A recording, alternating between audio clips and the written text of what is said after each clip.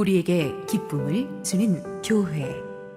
시편 122편 1절에서 9절 말씀입니다. 사람이 내게 말하기를 여호와의 집에 올라가자 할 때에 내가 기뻐하였도다. 예루살렘아, 우리 발이 내 성문 안에 섰도다. 예루살렘아, 너는 잘 짜여진 성읍과 같이 건설되었도다. 지파들 곧 여호와의 지파들이 여호와의 이름에 감사하려고 이스라엘의 전례대로 그리로 올라가는도다. 거기에 심판의 보좌를 두셨으니 곧 다윗의 집의 보좌로다.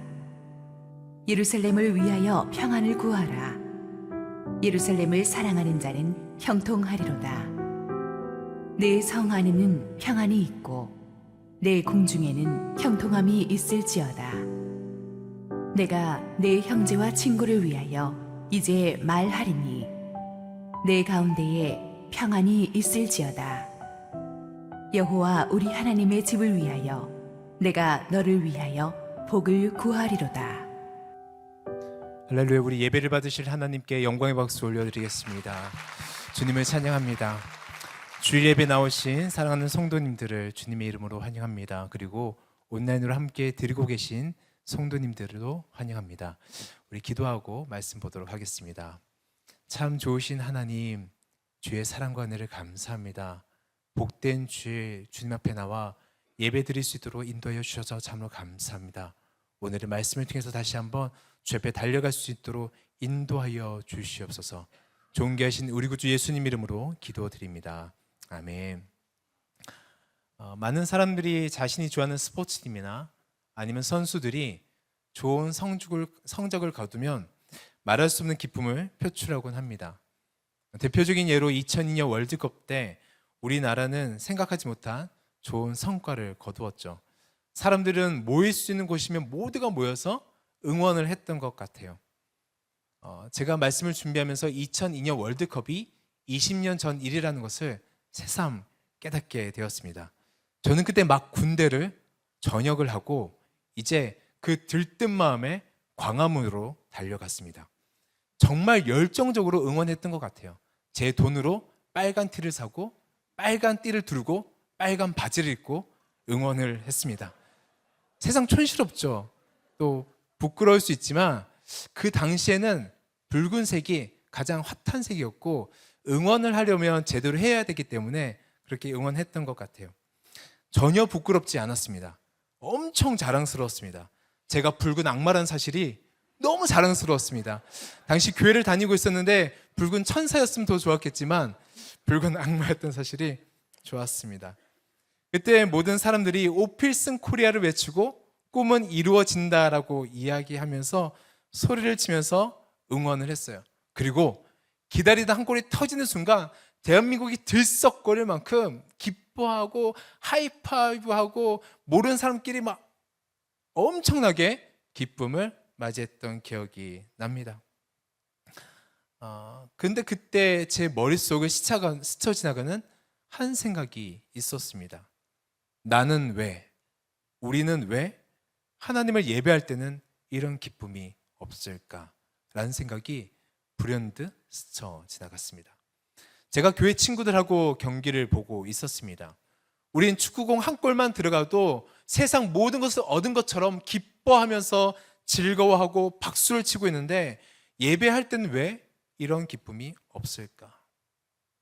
경기가 끝나도 사람들은 집에 가지 않고 그 환호와 열기가 식을 줄 몰랐던 월드컵처럼 신앙생활도 이렇게 해야 되는데 어느 순간 월드컵 한 골 가도 못한 기쁨을 가지고 나는 예배드리고 교회 생활을 신앙생활을 하고 있지 않는지 돌아보게 되었습니다. 사랑하는 성도 여러분, 이 시간 우리가 예배받기에 합당하신 그 주님 앞에 온 마음과 온 힘과 온 정성을 다해 예배할 수 있는 저와 여러분 되시길 주님의 이름으로 축원합니다. 우리 예배를 받으신 그 하나님은 월드컵 한 골과는 비교도 안 될 만큼 영화로우시고 위대하시고 아름다우신 주님이시라는 것입니다. 그 주님 앞에 온 마음 다해 찬양하고 예배할 수 있는 저와 성도님 되시길 주님의 이름으로 환영합니다. 그 하나님께서 우리들에게 최고의 축복을 주셨는데 그것은 바로 예배라는 것입니다. 예배의 축복이에요. 예배를 통해서 하나님과 소통하고 하나님과 사랑을 나누죠. 이런 예배자의 마음이, 그 열정이 우리가 읽은 시편 122편에 잘 기록되어 있습니다. 시편을 지은 사람은 다윗인데 다윗은 성전을 올라가면서 이 예배를 지었다라는 거예요. 다윗은 우리가 아는 것처럼 온전한 예배자였고 전생애를 예배 목숨 건 인물이었습니다.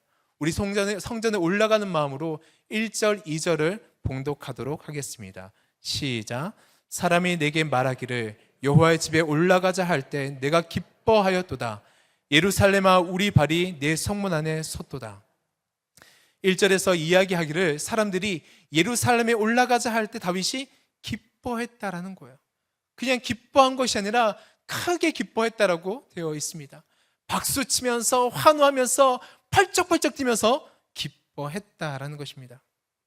사랑하는 성도 여러분, 우리에게 이 기쁨이 있으신가요?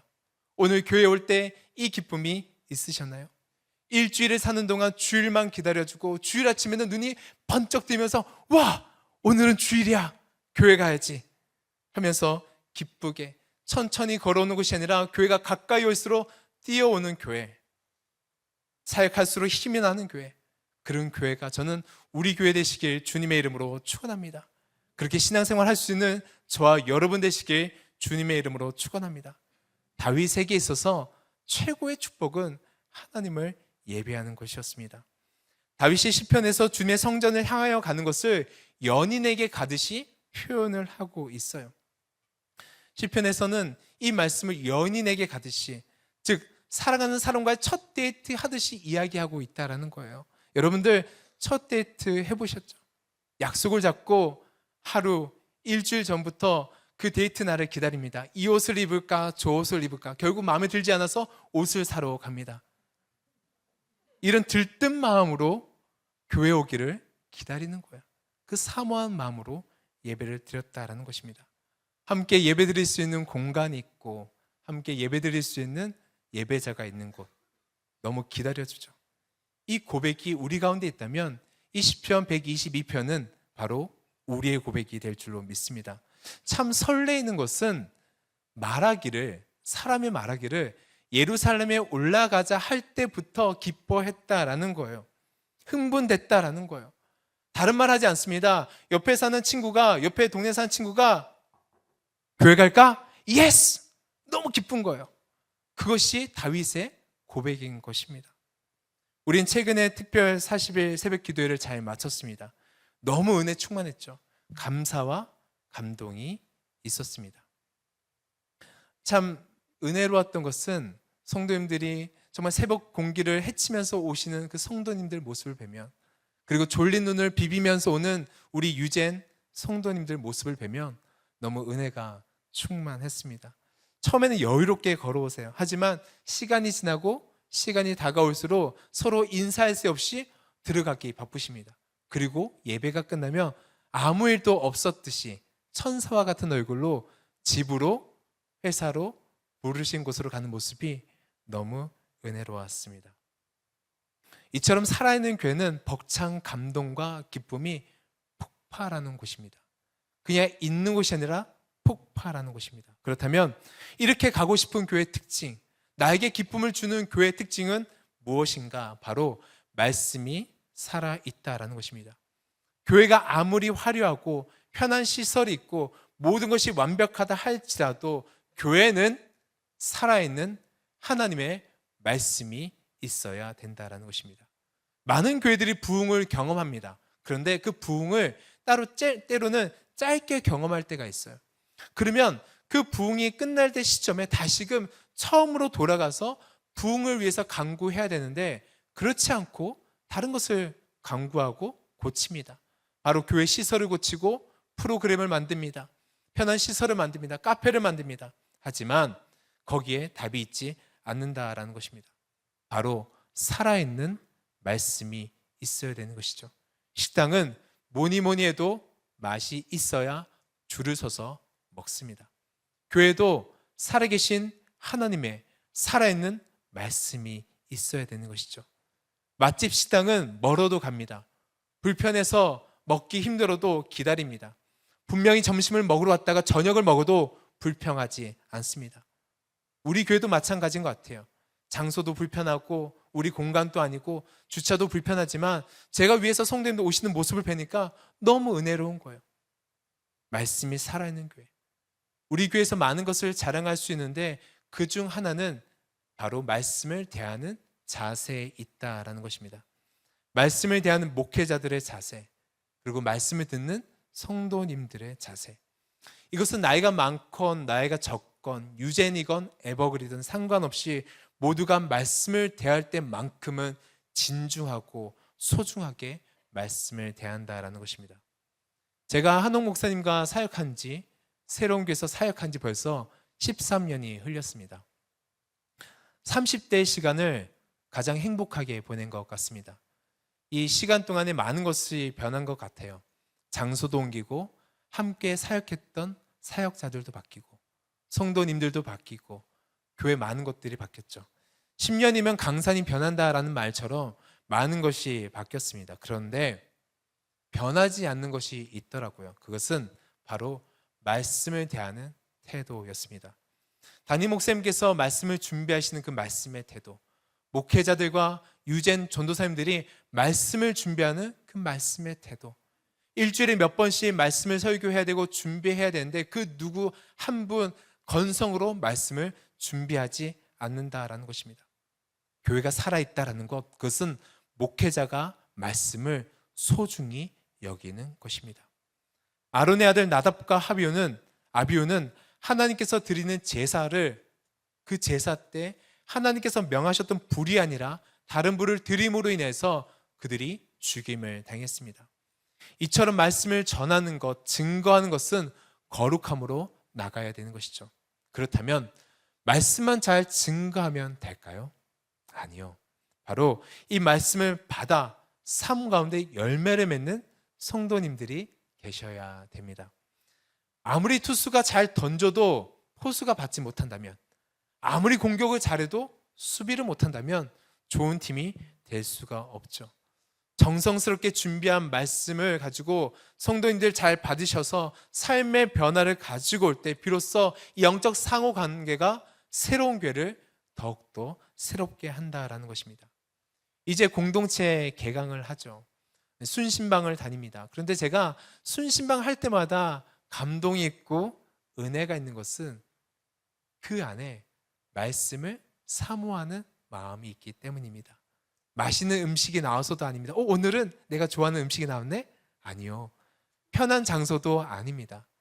모두가 다 말씀을 사모하는 자세, 젊은 목회자가 준비한 그 말씀을 생명처럼 여기시는 성도님들 한 분 한 분을 뵈면 고개가 절로 숙여집니다. 이것이 바로 마지막 때를 살아가는 성도의 모습인 줄로 믿습니다. 그래서 우리 교회는 예배를, 성경 공부를 코스를 통과하듯 하지 않아요. 다양한 프로그램이 있죠. 성경 전체의 맥을 잡아주는 성경 속으로, 그리고 기독교 교리를 1:1로 가르쳐주는 CES, 성경을 쉽게 알 수 있는, 귀납법적으로 알 수 있는 커피 브레이크, 부모학교, 마더와이즈, 많은 프로그램들이 있습니다. 패밀리 임팩트 등 많은 프로그램이 있지만 그것들을 코스를 밟아가듯 하지 않는다라는 것입니다. 말씀을 다양한 방법으로 익히죠. 하지만 그것은 코스를 지나가듯 하는 것이 아니라 더 주님의 말씀을 새롭게 알기 위해서 배운다라는 것입니다. 사랑하는 성도 여러분, 말씀을 사모하십시오.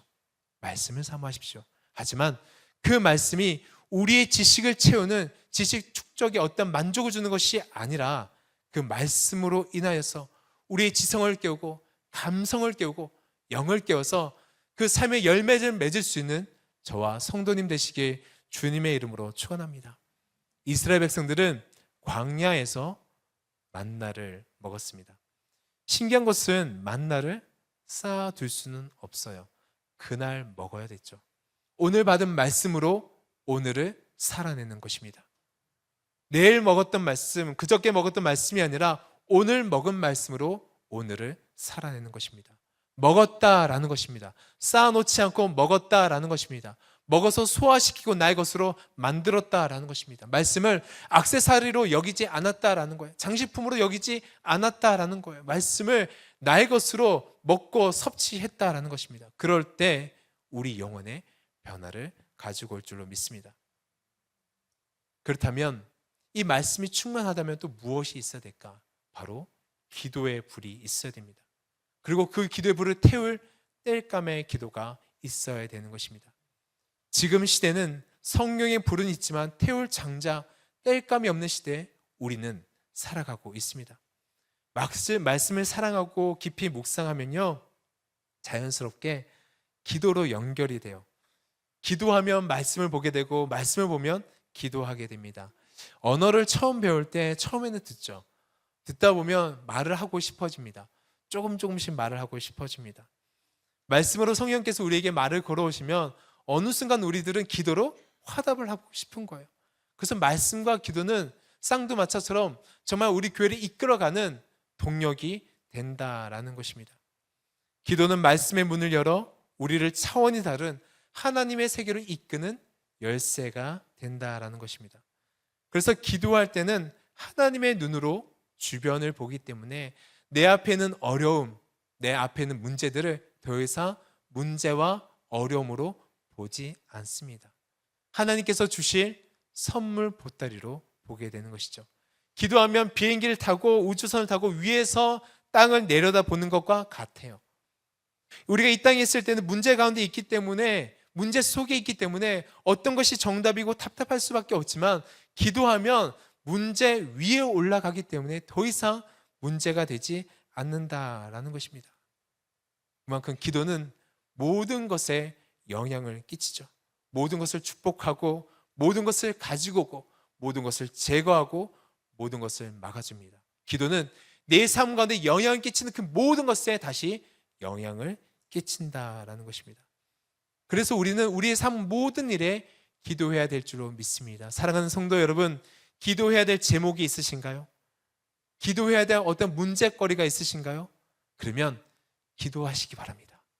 기도하시면 더 이상 문제가 아니라 하나님께서 일하실 축복의 통로가 될 줄로 믿습니다.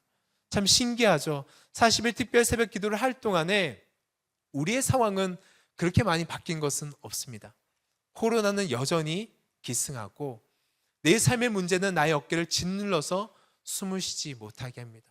그리고 내 앞에 있는 문제들은 얽힌 실타래처럼 어디를 풀어야 될지 모릅니다. 여전히 문제는 그대로 있어요.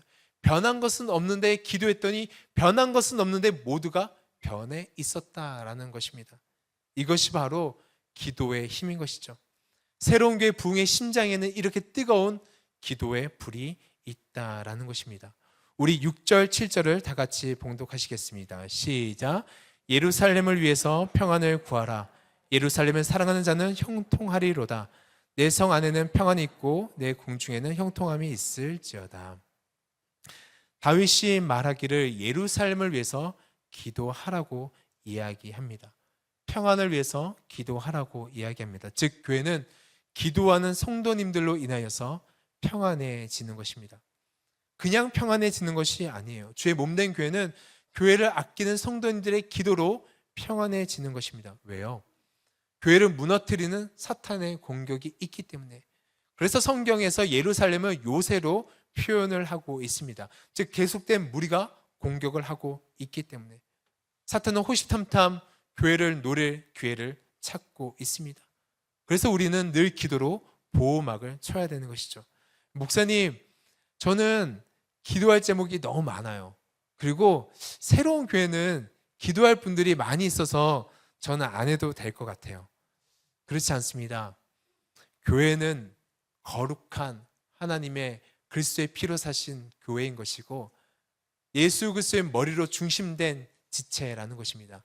우리가 싫던 좋던 우리는 그리스도께 잡혀있고 붙임받은 우리는 모두가 다 지체라는 것입니다. 그래서 교회가 굳건히 설 때 우리가 굳건히 설 수 있다라는 것입니다. 교회가 여기까지 오면서 언제나 평안했던 것은 아니었어요. 새로운 교회도 힘든 시간들이 있었어요. 그런데 그때 제가 많이 들었던 얘기, 가장 많이 들었던 이야기는 여보세요, 제 이야기 좀 들어보세요. 아니 그 이야기 잘못됐어요. 아니 그 생각 잘못됐어요가 아니라 제가 가장 많이 들었던 이야기는 우리 기도합시다. 우리 기도해 봅시다 였습니다. 기도라는 단어 제일 약한 말 같죠. 제일 부족한 말 같습니다. 하지만 가장 강력한 단어이고 가장 강력한 영적 무기라는 것입니다.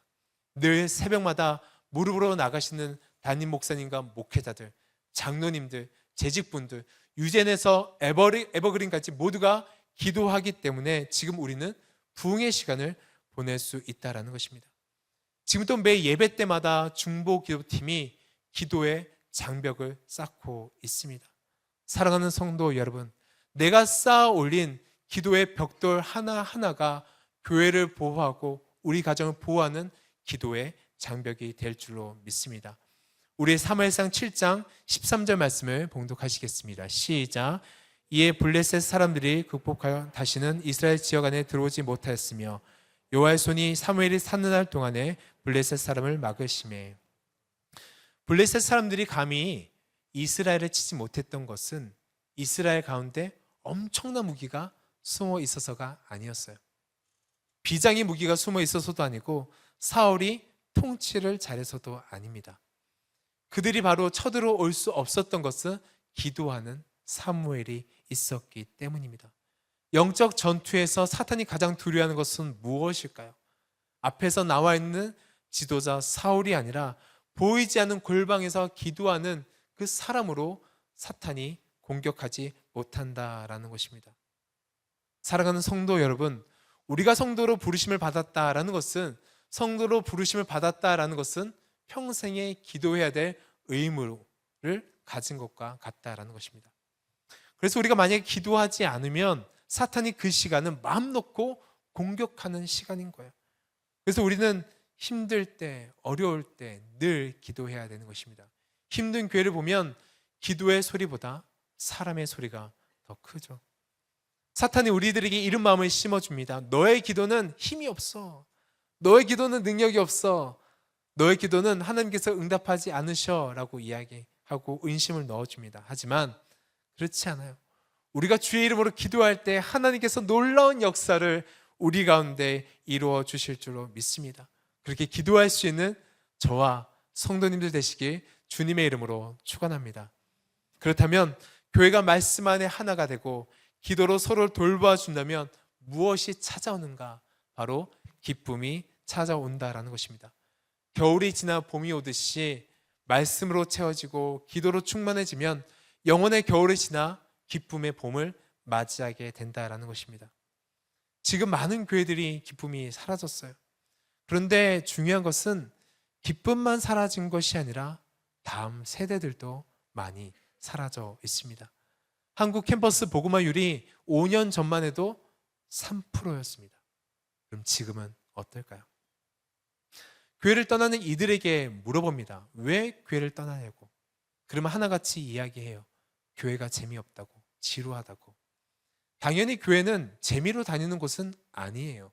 하지만 잊고 있는 것이 있습니다. 교회처럼 재미난 곳도 없다라는 것입니다. 이 세상에서 예배 드릴 때, 하나님을 높여 드릴 때 가장 재미있는 것입니다. 제가 찬양하는데 이게 주변을 돌려봤는데 연세가 있으신 에버그린 성도님들도, 유젠의 아이들도 두 손 들고 박수 치면서 찬양하는 거예요. 세상 그 어디에도 이런 공간은 없습니다. 바깥에 나가면 이러지 않습니다.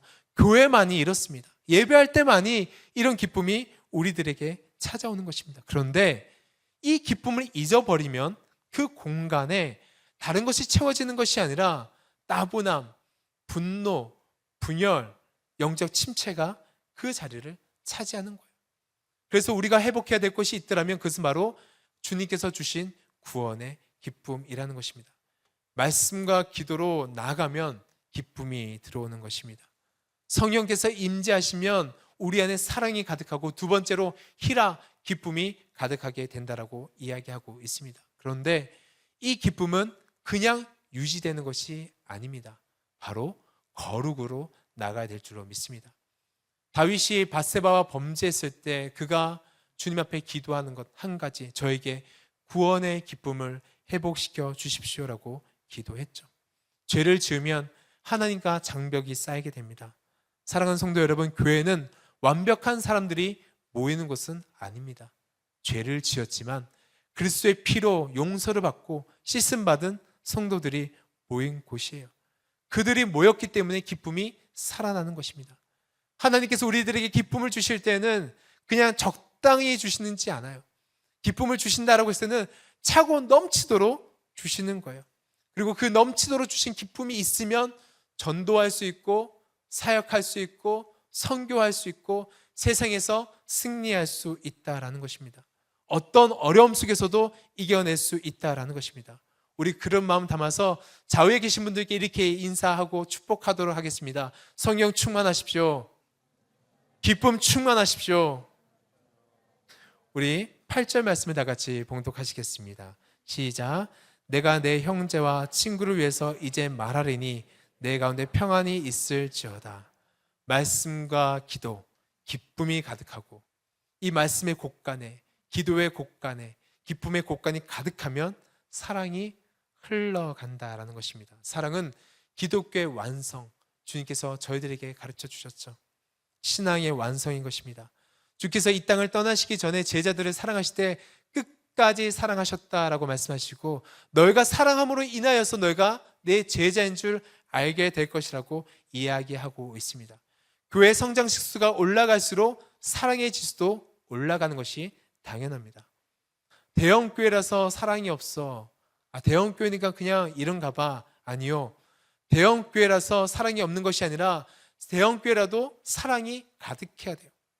주의 말씀 안에 거하면, 그 진리 안에 거하면 교회 사이즈와 상관없이 주의 사랑이 넘쳐난다라는 것입니다. 어느 분이 저에게 이런 질문을 자주 하곤 합니다. 목사님은 내성적이라고 하셨잖아요. 그런데 왜 앞에서는 찬양할 때는 그렇게 막 신나게 찬양하시고 성도님들 보면서 방긋방긋 웃는 거 보면 내성적이지 않는 것 같아요. 아니에요. 저 내성적이에요. 정말 내성적이에요. 제가 13년 동안 말해도 믿지 않으세요. 그런데 제 성격은 내성적인데 이렇게 예배 드리신 성도님들 보면 모른 척을 할 수가 없어요.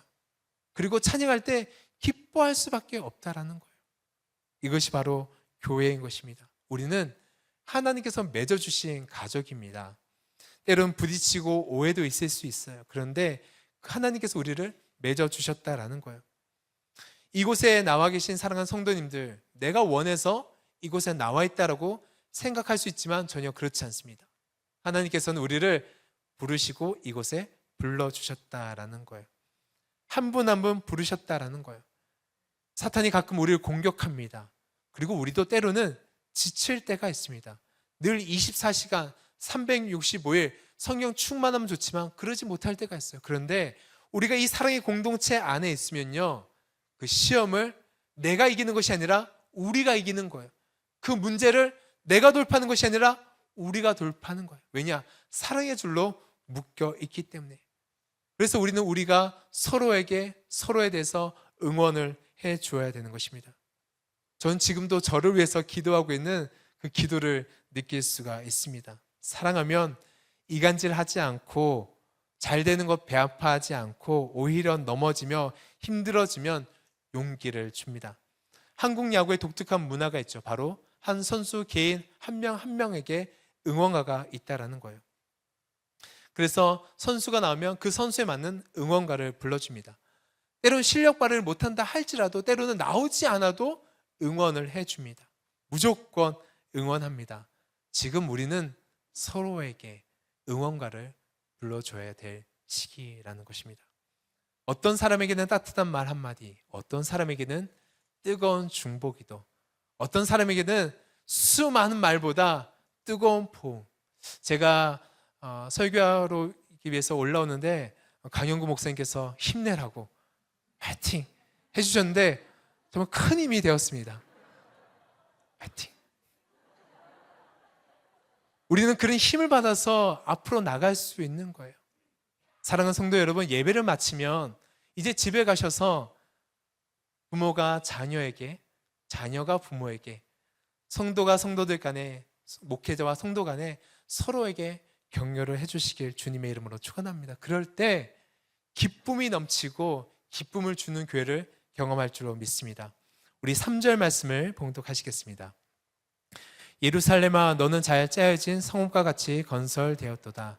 잘 짜여진 성읍, 이것은 꽉 묶인 나무처럼 견고하다라는 뜻을 가지고 있습니다. 말씀과 기도, 기쁨과 사랑으로 섬기면 비로소 하나님의 사명을 감당하는 교회가 된다라는 것입니다. 하나님은 하나님의 그 기적이라는 선물을, 부흥이라는 선물을 받을 준비가 되어 있는 교회 가운데 넘치도록 그 은혜를 부어주세요. 한 개인에서 공동체에 이르기까지 그것을 맛보게 하신다라는 것은 우리에게 사명을 주신다라는 것입니다. 우리가 각자 신앙생활 하는 것 같지만은 그렇지 않다라는 거예요.